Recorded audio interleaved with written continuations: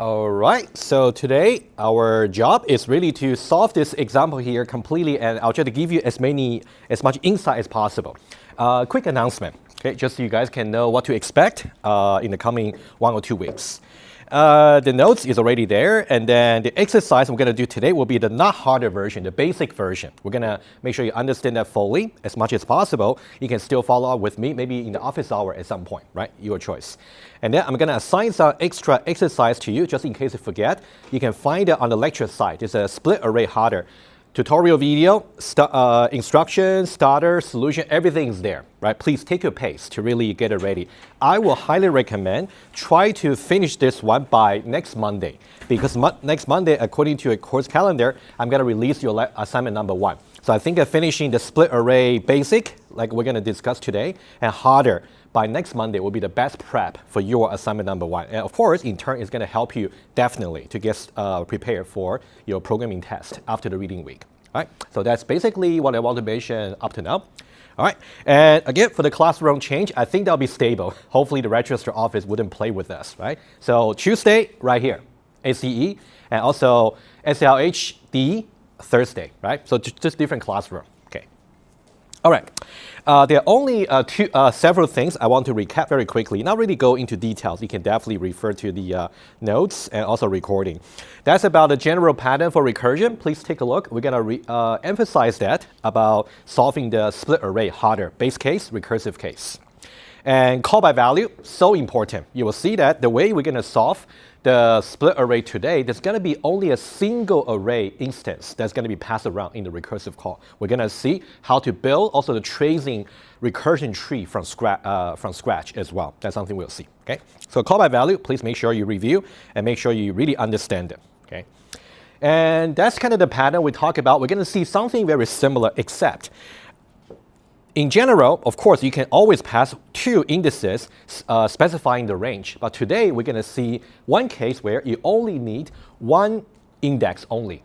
That will also work, right? So whether you want to use 1 or 2 is completely up to your design. So let's say in the programming test or the assignment, if you do find you can either make 1 index or 2 indices work, choose either, as long as that can pass the JUnit test cases. Well, we'll see the 1 index version today.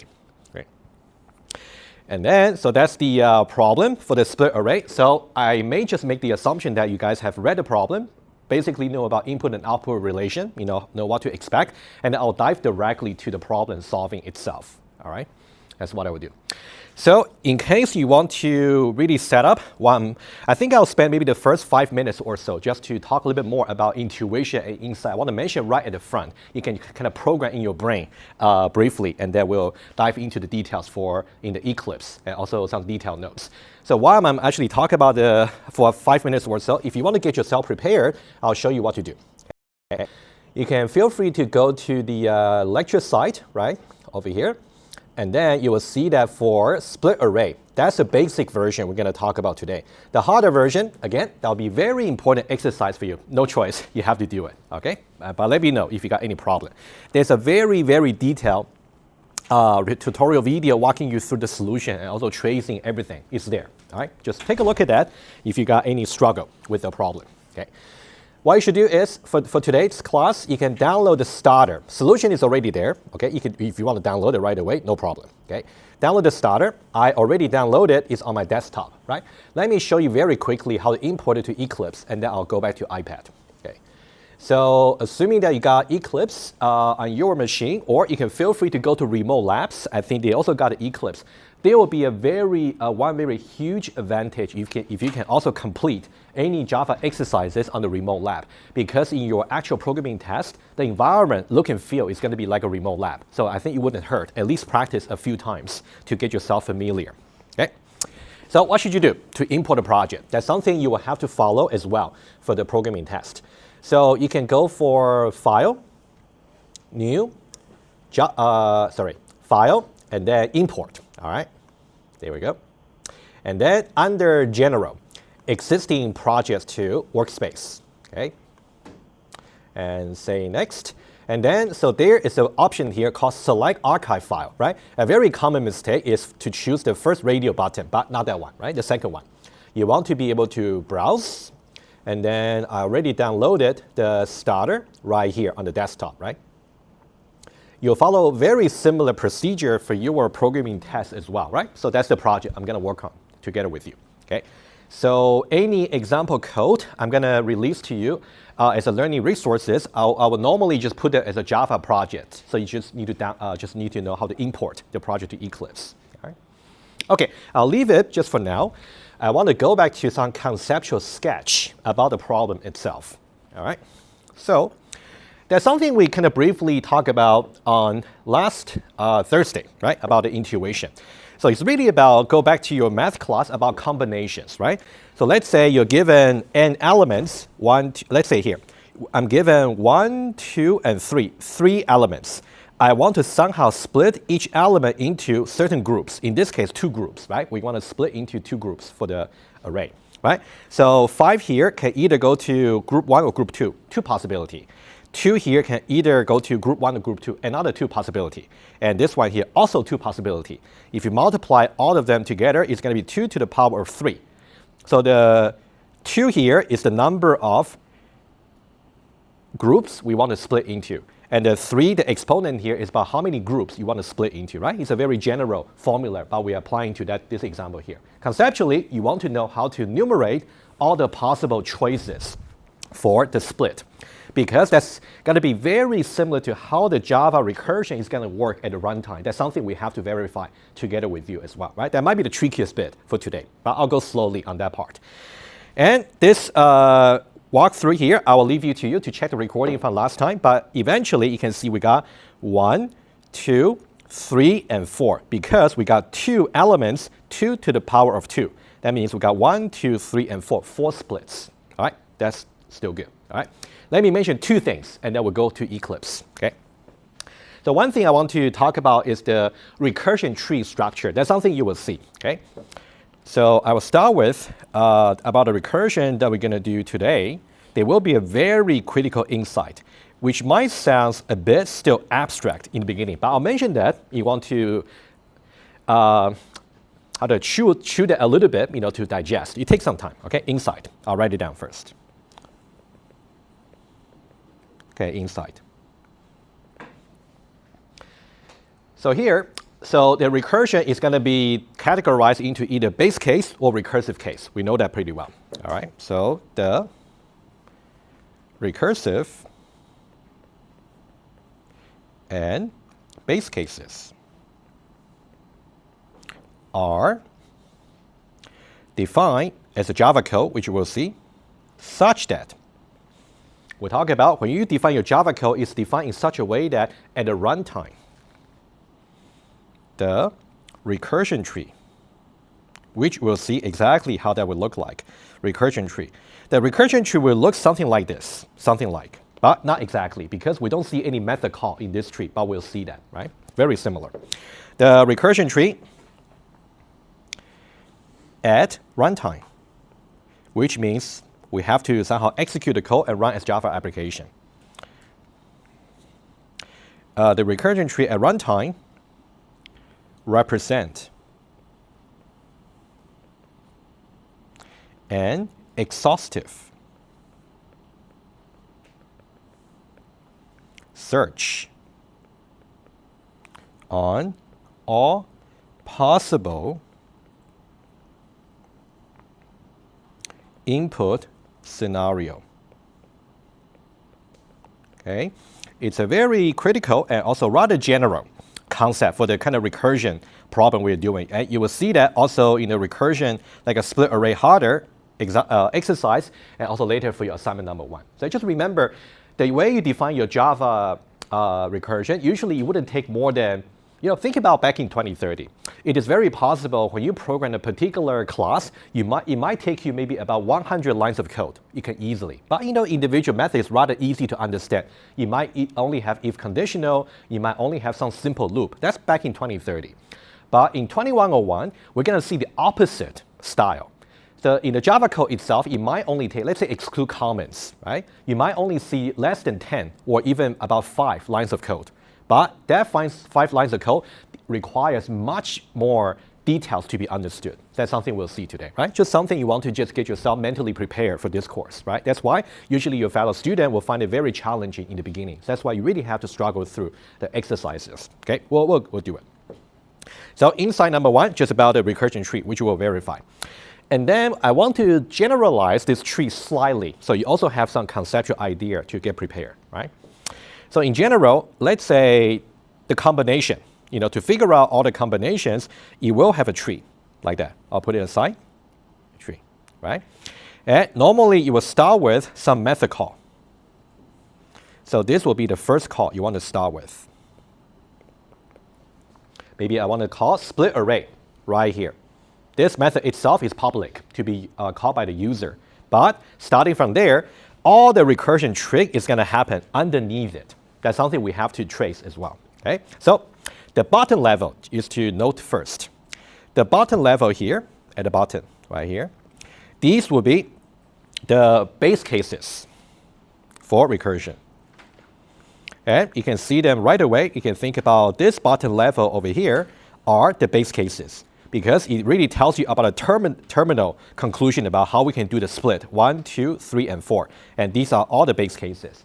And then at the end of today, I will also give you a little bit look ahead about, in general, how can you figure out how many method calls we should have at the bottom layer for base cases. There's a little mathematical reasoning to it, but I'll give you some look ahead. All right, so the bottom level is the base cases. And anything between the first call and also the base cases right here, just this middle layer here, a little bit like the layer here. Of course, in this particular example here, we only got one layer just for the recursive case, right? Just one. But in general, it could be as many layers as possible. Okay. So this part over here will be the recursive case. Recursive calls or cases. All right, so these are the two insights we want to keep in mind, and that's something we want to materialize very soon. All right. Any questions or any clarification needed at this point? So guys, don't feel bad if you somehow get a little bit lost in the middle of today. So I recorded the session. Even if the recording fell, I do have some very good recording from last year, so you don't have to worry. You definitely get a chance to study after today, just to go over very slowly, just make sure everything's to your satisfaction for understanding. But I would say for today, I would rather you kind of stop me whenever you really feel some confusion. I can explain right away. It's okay if I don't finish everything I planned. I can refer you to some very minor amount of recording to watch, right? That should be better for you. All right. And also one more thing, exhaustive search, right? So that's something we'll see exactly what that means. Okay. Okay, so I would suggest we'll try to program the solution very briefly, because solution, as I said, this type of Java programming is a little bit different from 2030. You wouldn't take many lines of code to really finish the solution. Okay, we'll do that, and then I'll pause the recording, take a very short break, and then we'll continue, right? We can just take a little bit more breaks than usual, so you can really just reset yourself. All right. All right, let's now switch to right here. Okay, right here. So this will be so you can see that right here. First of all, you can see there are two classes right here. Okay, sorry. Let me just bring my notes here. Okay. Okay, so you can see, okay, let me just walk you through the structure very quickly. And this is also something you can expect to see in the programming test. So you can see there is one package here called JUnit tests, and then inside you got JUnit test cases. And this is something I assume you learned about how to at least learn about JUnit test cases. In this course, you will not be graded for any JUnit test cases you write for your assignment. You don't need to worry. In the programming test, also you are not required to write any JUnit test cases. In the exam, in any written test, also you will not be tested on writing JUnit test cases, but you will be tested how to read them, right? That's important, okay? And you will see for the split array, I got various JUnit test cases for you, right? You can think about these are more like a starter case, right? So that's something for us to get started with. The solution I'm going to build from scratch should pass everything. Let's just test, okay?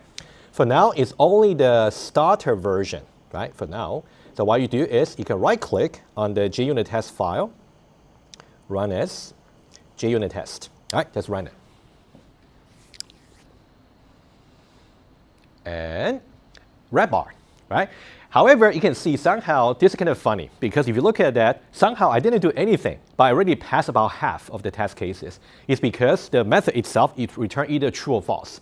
So if you're given a programming test, a method that's going to return a Boolean, if you have no clue, I would suggest at least return true or false to take a guess. You might still get half of the marks, right? So that's a tip, but most likely I wouldn't give you that, right? Most likely.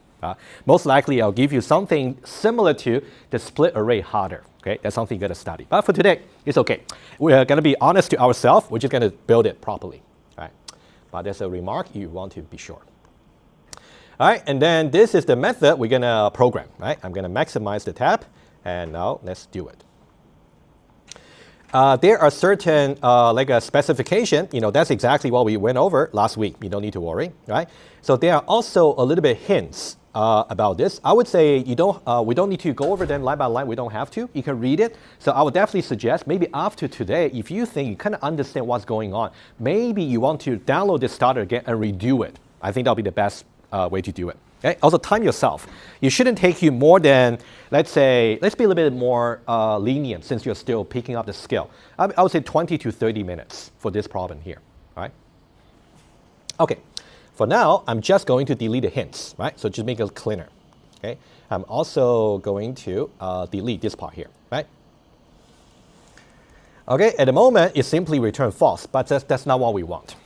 Okay. So this problem here, we're going to keep this public version here, split array. Anyone who wants to use your code, they're going to call this method. At the same time, we're going to define another method. It's called a recursive helper method. Recursive helper method. So you can think about this method here. Ultimately, it's not going to be recursive. It's not going to call itself. But this method here, I'm going to define, it is going to call itself. Let's refine that. Private. And since we're kind of expecting Boolean, we can just return Boolean. And then we're going to say split array. The convention is you can simply copy the name for the public version. You can attach just helper. Right? Just private. It's a convention. Okay? And then, of course, we're going to do call by value. So this array reference should be passed as a parameter. Okay, put it first. All right? And now here is going to be a pattern I'm going to show to you. It will be more or less the same when you do split array harder and also the assignment question. Right? We got the array. And then we want to know where we are in the array that we want to look at, like a from and to. But for this example, we just need from. We want to know what will be the current element we want to look at. Overall, we're going to look at the array from left to right, one element at a time. So the current element we're looking at is an index to it. Of course, we start with 0, right? But for every recursive call, we're going to say I right here. So you can think about I is the current index to look at. I denotes the current index in NS2 examine. Okay. And then let's now look back to something here, right? Because for this particular example here, we are only worried about whether or not this is split. We're not really asking to you to output, for example, let's say this one here. Let's say, for example, for this particular split, it's really group number 1 has 2, group number 2 has 3. In this case, in split array harder, let's say this is the result you want. You have to return this as more like a 2 array list. One array list has 2, the other array list has 3. That's something you have to do array harder. But for this basic version here, it's only returning Boolean. We don't really have to store exactly the contents for each group. We only have to keep track of, since we only worry about sum of each group, why don't we try to say we have split the elements into different to the different 2 groups so far, for example. Let's say we start with this. Initially, nothing in either group. The sum for group number 1 is 0, and here is also 0. We start with that. That's enough. We don't need to say this is empty, this is empty. For this particular split, 2 has gone to group number 1. So that means the sum for group number 1 is now 2. The sum of group number 2 remains to be 0. Right? Follow? This one is symmetric. This sum here will be 0, and this sum here will be 2. Okay, let's go a little bit further. What about this one here? This one here should be 5, because 2 plus 3, and then 0, and etc. So all we are trying to keep track of is the sum for each group rather than the contents for each group. That is something you have to do for the harder version. Okay, keep that in mind. Okay. So let's go back to Eclipse and see how we should do it accordingly. So here we can have two parameters. It's going to be integer, the sum of group number 1. Okay, I'll make it more explicit. And also integer, the sum of group number 2. All right, so let's say you return false. Just make everything compile. All right, so now we got two methods over here, right? One is the public version, the other one is the private version. And I would say usually the most difficult first step for your recursive solution is to work out the exact parameters, like a header for the private, recursive helper method, like a line number 16. It takes some experience, practice, right? But you at least get used to the example I gave to you here in class and also the assignment. You can get some general feel, and then you got to practice, okay? Okay, so let's see how we can do it. First of all, let's go with the public method here. The public method here is not going to do too much. It's simply just going to call to say, I cannot do this split array myself. I'm going to delegate to the private method, right? For that one there, I can just return. I'm going to call split array, or you can say this.split array, but we don't have to, right? There's no trick about OOP right here. So split array helper, all right? And then I'm going to pass ns, which is the array, call by value, the same. And then I'm going to start from index 0, right? Start from the leftmost element. So this essentially is saying, if I have, let's say, this input here, I got an array which has 5, 2, and 3, indices 0, 1, and 2. I'm going to start from this particular element. So that's why this is I. I is going to be incremented in the recursive call, maybe I plus 1, and etc. That's what's going to happen later. Okay. So 0 here, and then the group sum. And here, okay, let me just go back again. I want to show you as much correspondence as possible. So in the beginning, it's going to be this setup, empty groups. So 0 and 0 for the sum. Okay, so I'll put 0 here and 0 here. So this is saying start from the leftmost index in NS. Initially, both groups are empty, which means 0 sums. All right, so far so good. And you can see so far we only programmed just one line, right? Just one line for the public method. How about split array helper, right? So here we're just going to split that into base case and also recursive case. Let's think about the base case first. Right? Let's go back here. Again, if you think about what we're doing, let me just draw the array so I can still reuse it. Let's say this particular one, split array. So I got basically 5, 2, and 3. I got 0. Okay, let me use a different color. Indices will be 0, 1, and 2. Right? The orange one, 0, 1, and 2. The very first value will be 0. That's something I just used to call the method, right? 0. You can think about, I'm going to keep going from left to right. I'm going to inspect element at index 1 and also element at index 2. If you think about it, this is the last index in the array, which will be the array.length minus 1, right?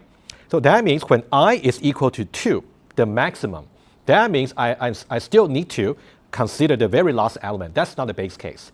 What will be the base case? The base case will be when I is incremented to 3 right here. 3 means for all the indices before 3, I have looked at them already. It's a very important insight as well.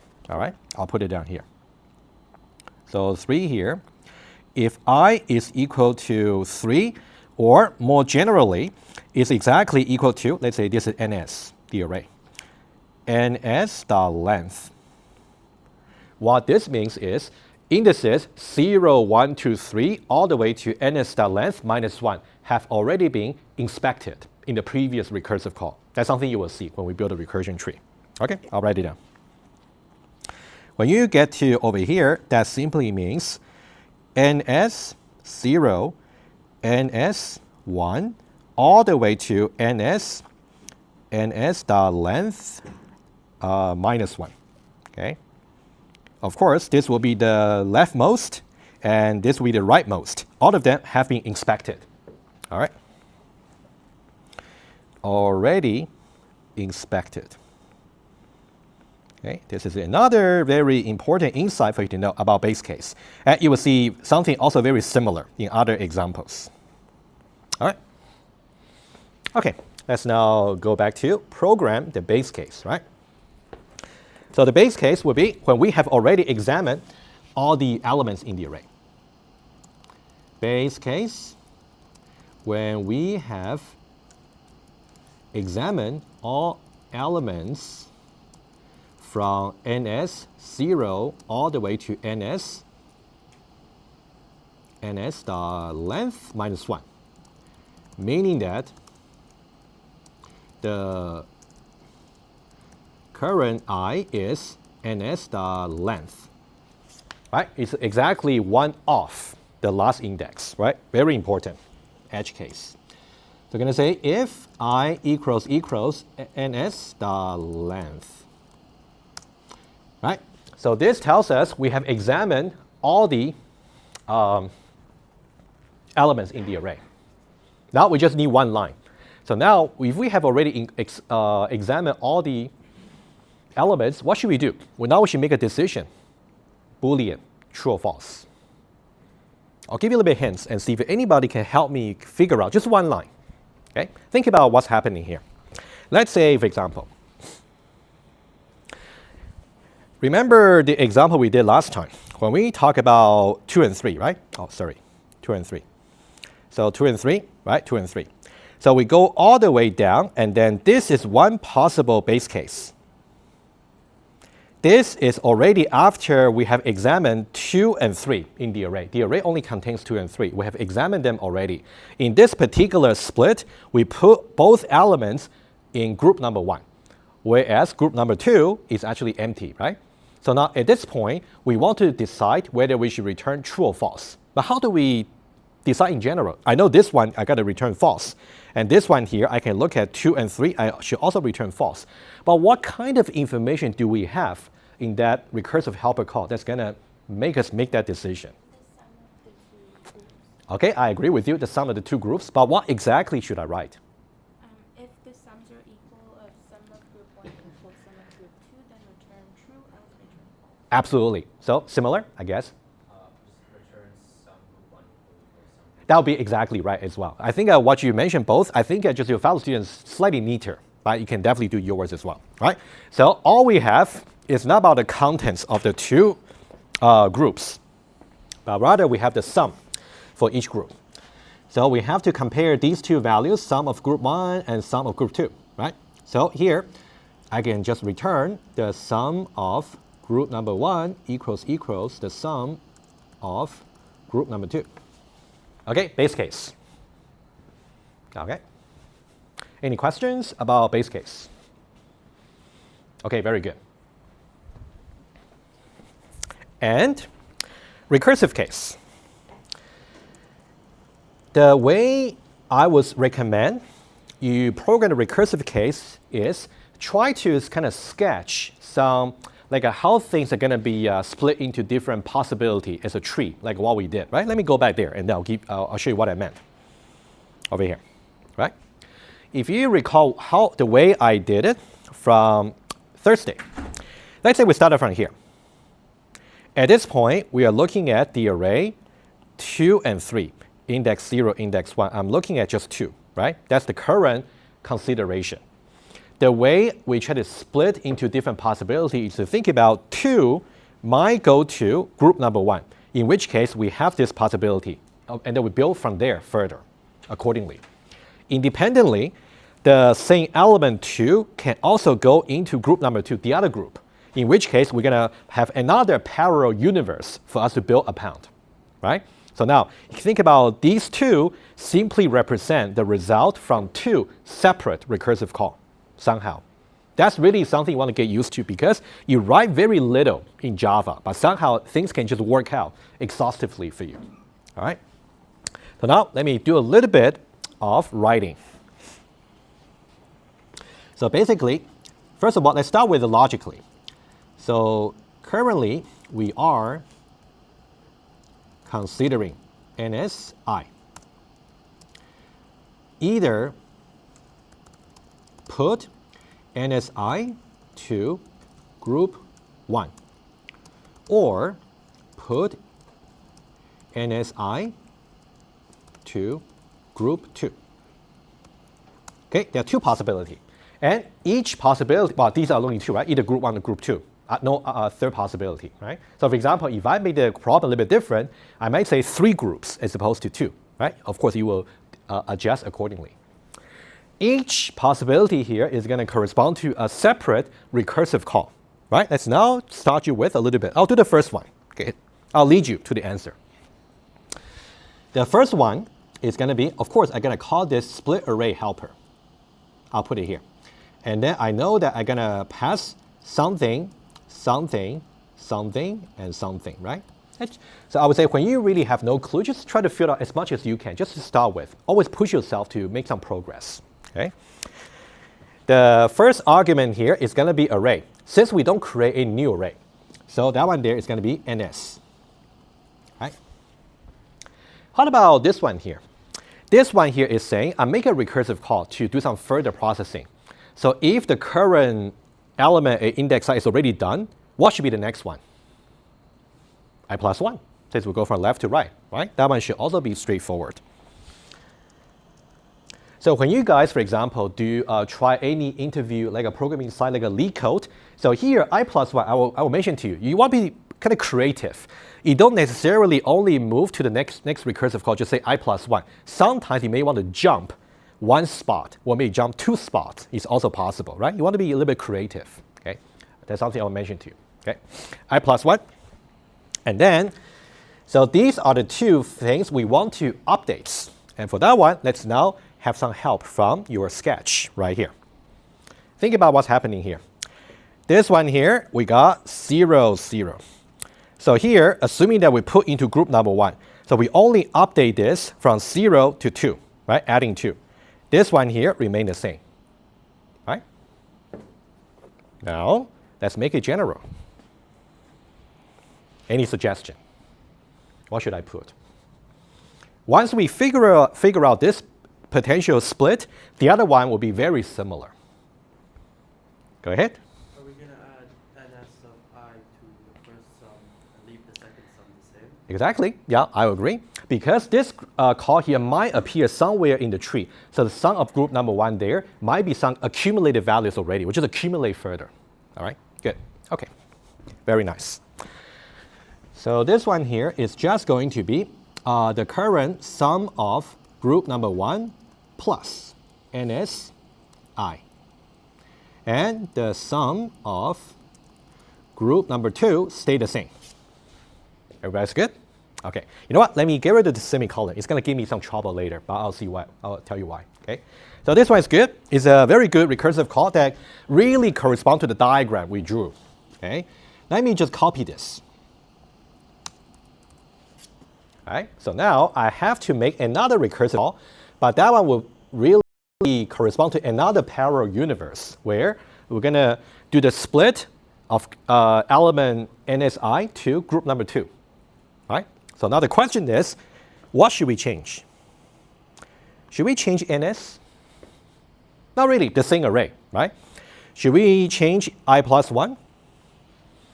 Not really, because after you have handled the current element, index I, doesn't matter if you put into group 1 or group 2. The next one will still be I plus 1 index, right? That one doesn't change. Sounds like these two we might have to change. Because in this case, what we're doing is, if you go back to the diagram again, the first recursive call handled this case. And we only update the sum for group number 1. But for this one here, used to be 0, 0. Group number 1 remained to be 0. And we put 2 into group number 2. So that'll be 0, 2, 2. Right? Which is updating a different group. Right? Suggestion. What should we put here? Go ahead, please. Just take the plus NSFI from sum of group 1 and add it to Yes, that's brilliant. I agree. Yeah, exactly. Okay. Yeah, so here you can see this NSI that we're currently examining should belong to the second one. Of course, make sure there's no typo. I'm convinced that individually, the two recursive calls are correct because they really correspond to our conceptual sketch. But here's the problem. The code doesn't compile. Right? Because you can see that, number one, this is a method call that's going to return true. Oh, sorry, either true or false. Beg your pardon. It's going to return the Boolean. And this one here is also going to return the Boolean. However, you cannot simply give two Boolean values to a method that's going to expect a single Boolean. So now I want to draw your attention back to the pattern that we spoke about very quickly, right? So now this really corresponds to also another creative part when you program in recursion in general. So if you look at this diagram again, right? That's something we saw last time. Basically what we have so far is this. We wanted to split array the whole thing, right? Let's say we're currently looking at index I. So what we do is we try to assume we might split into group number one.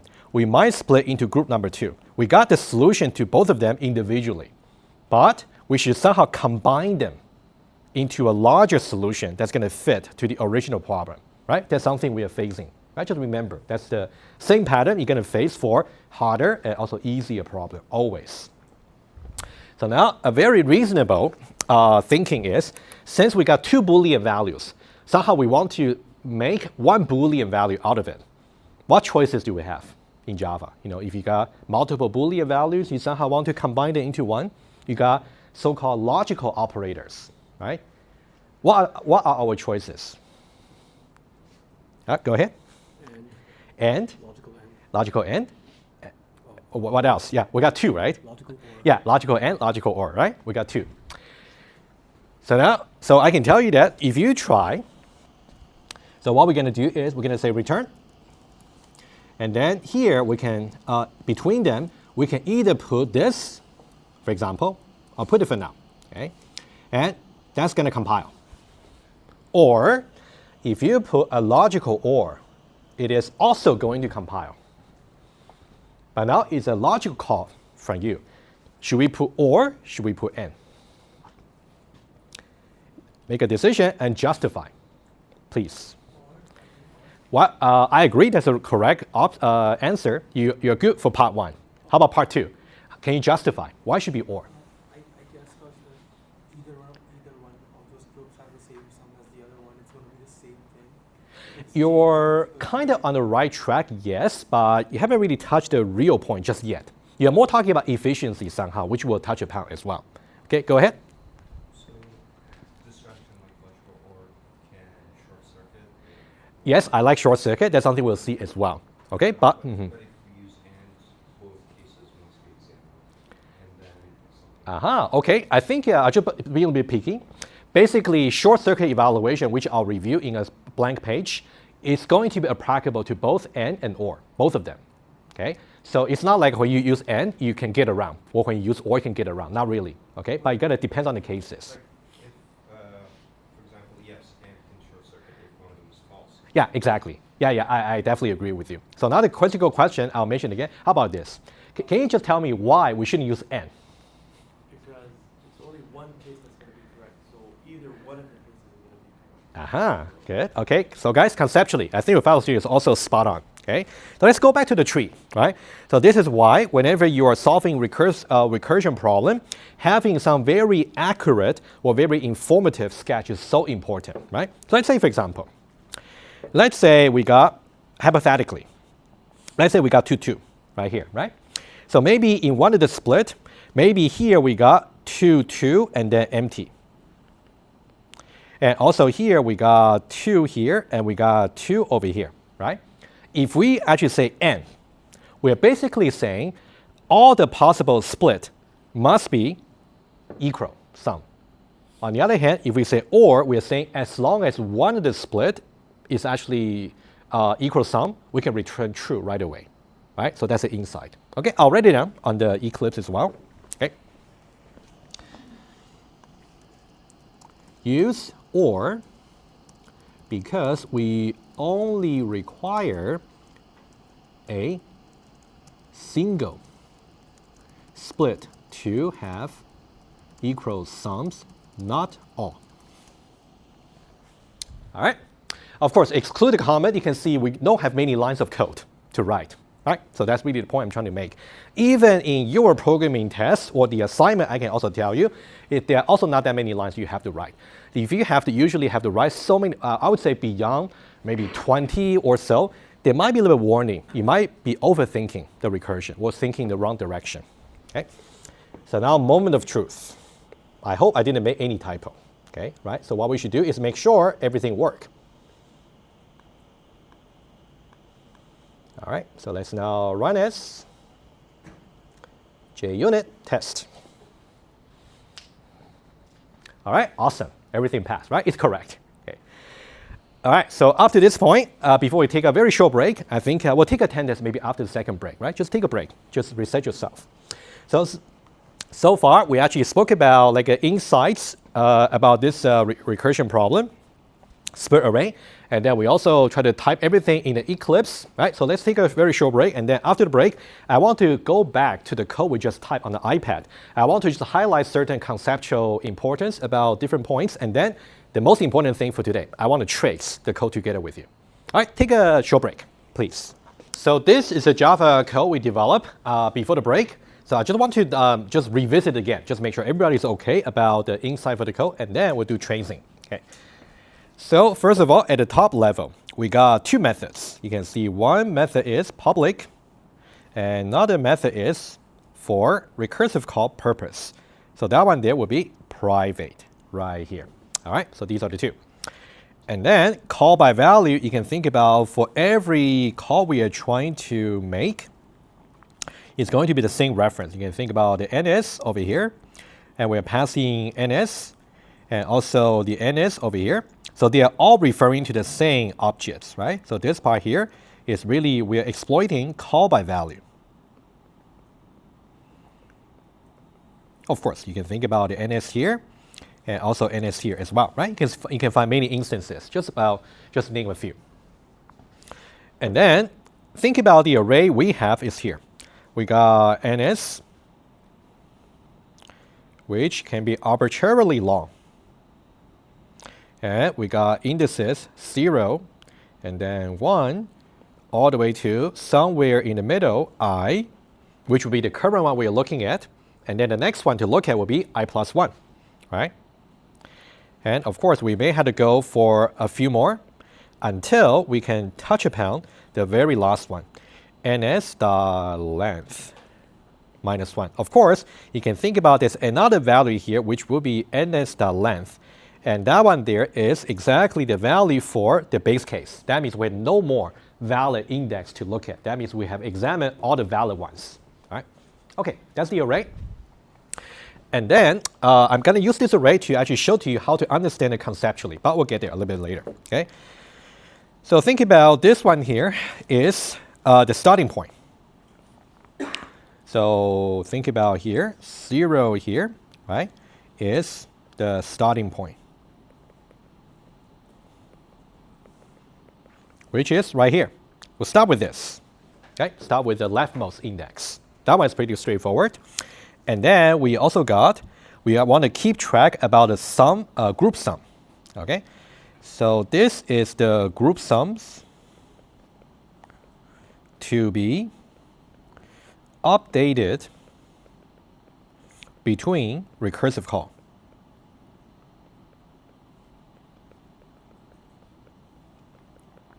This is something I will also show to you once I move to debugger later, just to show you how to trace. You'll basically see that the value about group 1 sum and group 2 sum, they'll keep changing among the recursive call. So the way to really see where you are in the tree is to look at those values. I'll show you, right? It could be a little bit tricky, right? But I'll definitely make you feel comfortable, at least for this example here. All right? And then we have, okay, let's dive into the recursive call. So let's start with I here. Let me use maybe green. Okay, I here is the current index under examination or inspection. Examination. Okay, so let's mark it right away. Think about I is right here. It is very important now to see the fact that I'm already at index I, which is something I'm about to really check whether I is the base case or recursive case. At the same time, that means from 0 all the way to I minus 1, they have already been inspected. It's very important. So that means the group 1 sum and group 2 sum, they have already accumulated values from before. Okay? So that means right here, they have already been examined. So this part here already examined. And think about the I here is being examined. And of course, the I plus 1 is to be examined later. To be examined, right? So think about this one here would be just, the pink, right? So you can see that I plus 1 here, and also the I plus 1 right here, all right? Let me just draw one more diagram here, a tree, just so as a little bit warm up, just partially, but we're going to see the whole tree in the next page, okay? This part here is already going to give you some sort of like a tree, but that's something we don't really care as far as I is concerned, right? Think about like this. We might already have certain tree right here, just some of it, just some tree, like a triangle, right? You can, I'll just say dot, dot, dot. You can think about this is the recursion tree built from ns0 all the way to ns I minus 1. And we are now looking at nsi, right? Okay, that one there will correspond to a call. So the method we're talking about is split array helper, right? Let me use an acronym. So somehow we're going to have this particular method called right here. So split array helper. Okay, I'm just going to use the acronym here, right? At the moment we have ns, we have I, and also we have the group sum of group number 1, and sum of group number 2. All right, so think about the I here is really corresponding to the I here, right? And this part here is something that has been built, but we're just ignoring it just for now. We're only considering, starting from here, how should we keep building the tree, all right? So that's a current method call. And then, according to the definition here, of course, we're going to check to see the I value. If I happen to be this value, one off the maximum index, we should really stop. That's a base case, right? But let's say it's not base case. So we're going to build a tree in either way. Either go for this way, or we go for that way, right? So the way we're going to branch out is by using the OR operator, which I'll revisit in just one moment. Think about we're going to use an OR right here, right? We're going to have 2 branches here. So branch number 1 is going to be the NSI will be put into group number 1. And branch number 2 is going to correspond to the NSI put to group number 2. All right, like that. And each one of them is going to correspond to 2 separate recursive calls, right? Let's write it down. It's going to be split array helper. Also here, it's going to be split array helper. All right. The first one will be easy, ns. We're still talking about call by value, no surprise. The next one should be, that is to say, if we want to go any further, because it's a recursive call, we want to really go to the next element, I plus 1. So you're going to have I plus 1 and also I plus 1, right? Now here comes the difference. They correspond to 2 different decisions. Either we put the NSI into group 1 or group 2, right? The left branch is going to correspond to this one here. So think about this one here is going to correspond to here, right? And this one here is going to correspond to right here, right? Let's write it down. So the first one, we're going to put the sum of group number 1 plus NSI. And then we got sum of group number 2, right? Stay the same, okay? The other one is going to be symmetric. Sum of group number 1 stay the same. The other one will be sum of group number 2 plus NSI, right? That one there simply corresponds to basically I plus 1, right? Yeah, the I plus 1 here will be here. And then these two are just about how we handle in the current recursion. Okay. Guys, question, please. All good? Okay. So this is just a little bit more, dive a little bit deeper into the code that we just developed. So now I'm going to build the tree from scratch. Okay, let's see how we do that. I would say in practice, hopefully you don't really have to build a very complicated tree. Usually just to come up with a recursion idea, you just have to look at some very small input array. For example, let's say for this one, let's say even for the array, split array harder, just look at maybe an array of size, maybe 2 or 3 should be good enough for you to really build a tree and get some intuition and write the code. Okay. Let's now, before that, I keep forgetting. Let's now revisit very quickly about short circuit evaluation. Okay, there we go. So for short circuit evaluation, okay, I will make the story as brief as possible. When you revisit your math class, right, there is something called commutativity.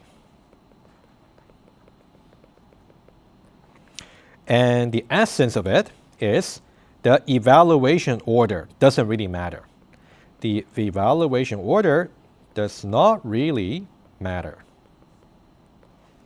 So when you say P and Q, it will be the same as Q and P. Also, when you say P or Q, it will be the same as Q or P, right? Commutativity, right? Just background. In Java, it's similar to the logic, but not exactly the same. Commutativity is something that Java, ampersand, vertical bar wouldn't satisfy. But let's see why. So you got Java here. So evaluation order matters. Evaluation order matters. Okay. Another way to say that, which would be a little bit more, formal, but I'll just put it here for your reference. You will say that ampersand, and also vertical bar, they do not commute. All right, let's see exactly how this can be understood. Okay. So first of all, let's talk about the principle. The principle is, number 1, the evaluation always is going to be from left to right. Left to right. Right? Step number 1, the same for both operators, ampersand, and or. So now let's say 2.1, 2.2. Okay? 2.1 for n. First of all, we can say 2.1 over here. When you say P and Q, it's not necessarily the same as Q and P. Okay? Just keep that in mind. And 2.2. When you say 2.2, when you say P or Q, also it's not necessarily the same as Q or P at the runtime. But I'm going to elaborate. Okay, I'm going to give you the principle. Of course, the principle is really based on so-called truth table for conjunction and disjunction. Maybe for that one, I'll skip for this course. If you really want to dive into that route and have some question, let me know. Otherwise, I think I'll just give you the facts that you should know. All right, for 2.1, what do I mean exactly? Which is what your fellow student just mentioned about skipping like certain arguments, a certain order. 2.1. We could evaluate from left to right, evaluate P first. If P evaluate to true, that means we still have to evaluate Q in case Q happen to be false. The only time you can stop evaluating for conjunction is when the first argument is already false. Okay, I'll write it down. Still evaluate Q. However, if P evaluate to false, in that way, if this is already false, it doesn't really matter what this is. It will just be false anyway. So you can skip. So that's the case where you can save some resources. Okay, you're gonna skip the evaluation of the Q, and overall, the result will just be false. All right, it's just a fact to recall. Okay. Okay, what about 2.2? Like for OR, it's going to be symmetric and directly relevant to our example here, since we use the OR operator. 2.2. And again, we evaluate P first.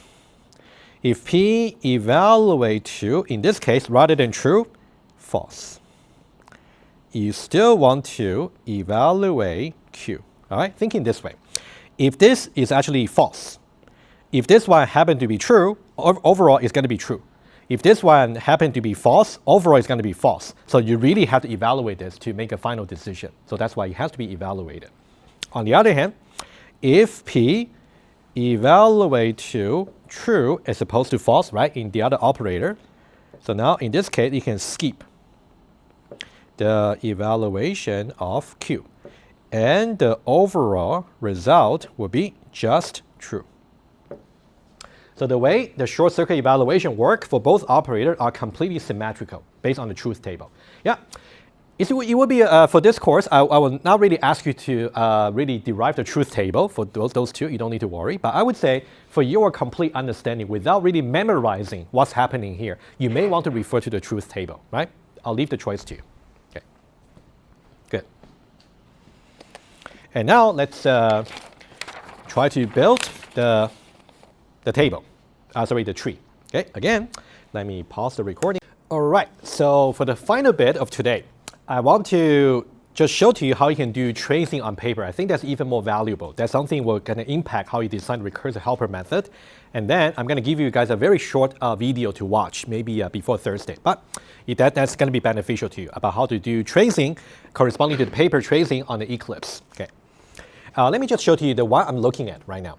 So if you go back to the Java code, right, you can see that under the JUnit test package, you can see the class over here. I'm tracing this one, split array underscore 01. Very simple one, but I think that one is already going to give us a very good insight about how to do tracing. Let's do that one. Okay. Okay. So I got everything that's relevant to us. So you can see the purple box has the actual test case right here. And then we have the public method. We also got a recursive helper method, everything we need. I can tell you that just one thing I want to keep in mind. The most confusing bit about tracing recursive call is as follows. Because it's a recursive call, you're really trying to call the same method here over and over until you reach the base case. Let's say, for example, I might start with 0, 0, 0. And then another call could be 1 and then 2, 0. Another call can be maybe 2 and then 4, for example, something like that. In order to see where you are in the tree, you have to somehow do the tracing yourself on the paper a little bit before you can see Eclipse. Otherwise, you just get confused about where you are, right? So that's something I'll do very carefully on the paper, give you all the labels you will need to note down. And then so when you watch that short clip about tracing on the Eclipse, you will see exactly what's going on, okay? Good. All right, let's now start with the test case, right, over here. So we got an array, 2, 2. So let's visualize that right away. So we got NS pointing to an array of size number 2, very short but very illustrative. So we got index 0, index 1, we got 2 and 2, right? Just get it ready. Okay. So that's the input. Oh, maybe I should call it input rather than, NS is fine, although it's called input here. And then this is the call to the public array right here, split array, which is going to call the split array over here, right? So think about when you do this exercise on the Eclipse, you're going to set a so-called breakpoint right here, right at this line, right? It is something called a breakpoint right here, okay? And then what we're going to do is a breakpoint. And when you actually reach over here, you're going to step into. When you step into, you're going to call this method. This will be the starting point. Think about this is starting point right here. So I'm going to write it down right here. So we got split array. And then we pass NS. think about it is this particular call here, right? It corresponds to this. That one there is going to call split array helper for the very first time. So that one there is actually going to call split array helper. And then we got NS, we got 0, 0, 0. 0, 0, and 0. And the 0 over here indicates we are now going to consider index 0, right? Now we got two choices. Either index 0, which we will store the element 2, is going to go to group 1, or it might go to group 2, right? So you can think about it's going to branch out. It's going to branch out, for example, 1 here, okay? Another one here. I can draw better. Right here, okay? So think about, it could be that the NS0 may go to group number 1, NS0 may go to group number 2, okay? And then this will be the first recursive call, right? It's going to be split array helper. Call by value, NS. And if we put NS0, which is 2, into group number 1. So now, what should I put? Any suggestion? Of course, this is going to be 1, right? Because this would mean we want to look at element 1 next. This one here tells us we should look at 1 in the next call, right? But what about here? What are the two numbers I should put for tracing? Go ahead, please. NS0. Oh, what values? Right? These are the two values. 2, okay, very good. Okay, thank you.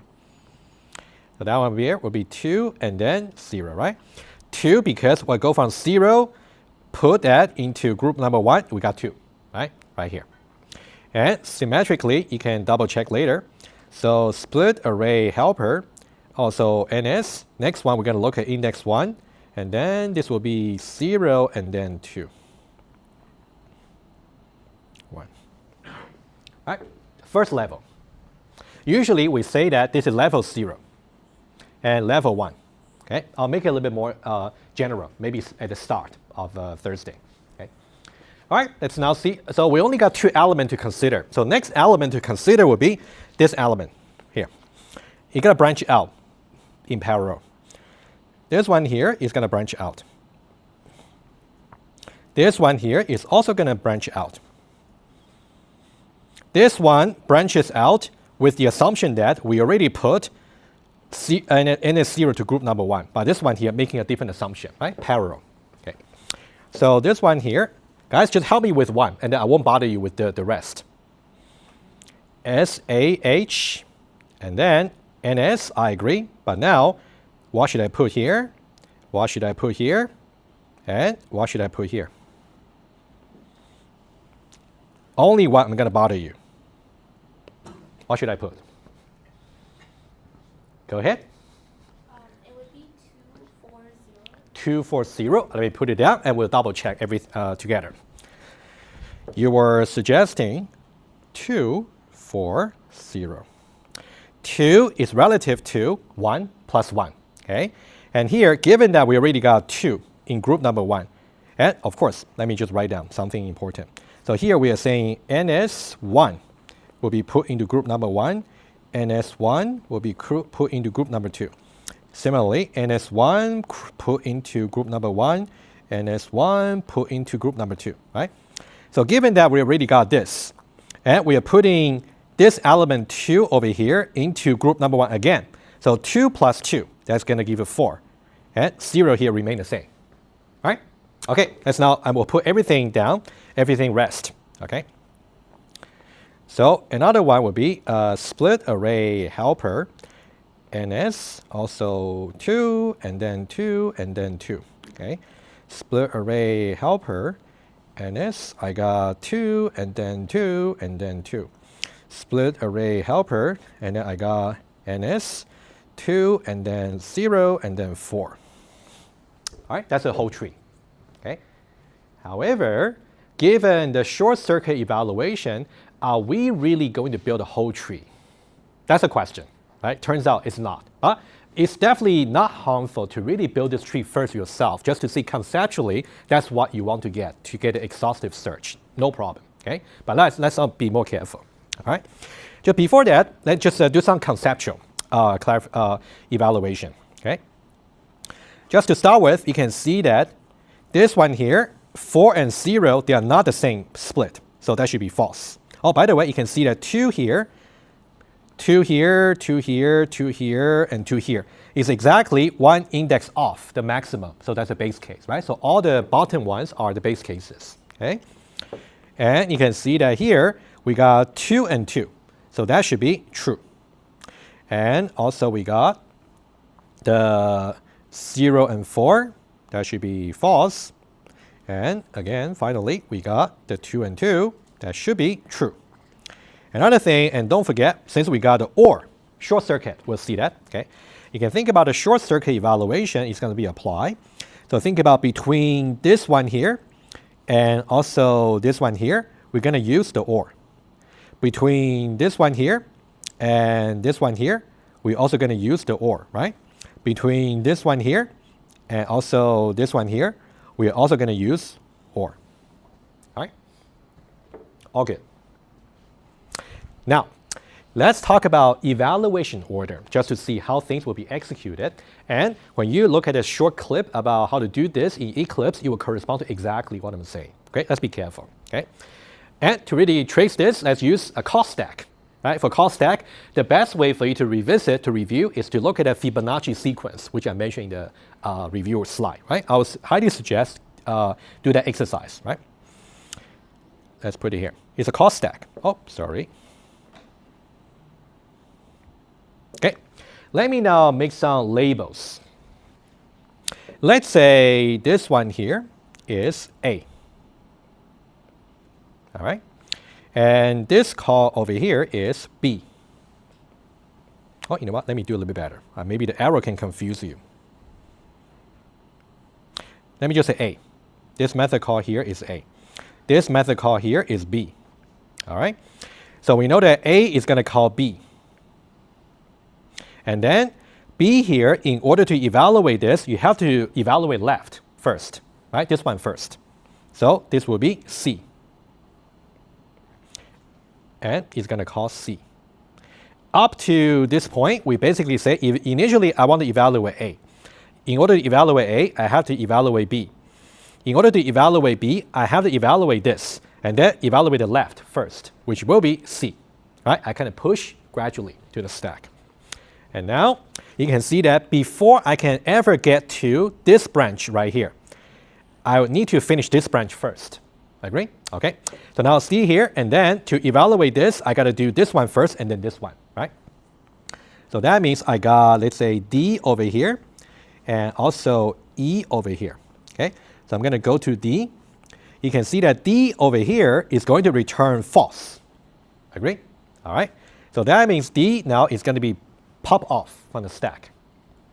Now we kind of resume back to the C over here. You can think about in the beginning, C here, in order to evaluate it, we need to evaluate this, which will be evaluate this and then this. Since this one here returns false, short circuit evaluation tells us we should still evaluate the right-hand side.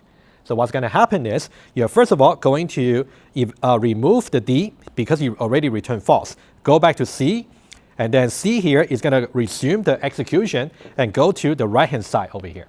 And that one there is going to give you true. All right? So when this one return, also there will be the E.